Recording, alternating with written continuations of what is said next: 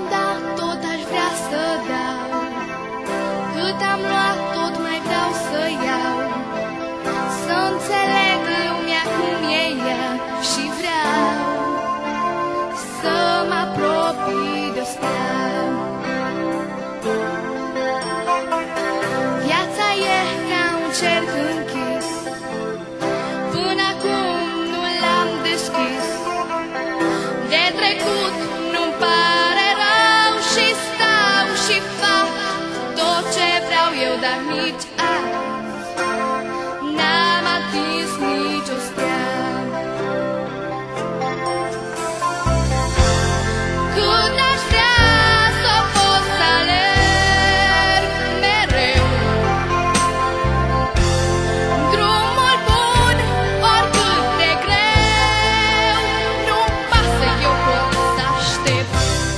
Vreau să-mi steaua mea, vreau să ajung la ea, vreau să pot avea, căci eu n-am atins nici o stea.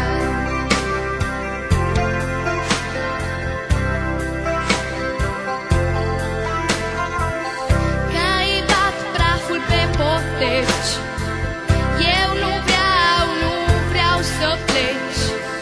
Ca licoarea prin mine să treci, să stai, să faci tot ce-ți dorești și apoi să atingem o stea. Cât aș vrea să pot să alerg mereu gândul bun din tot ce-i rău, nu-mi pasă, eu pot să aștept.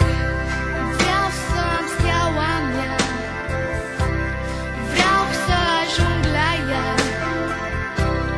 vreau să o pot avea, căci eu n-am atins nici o stea.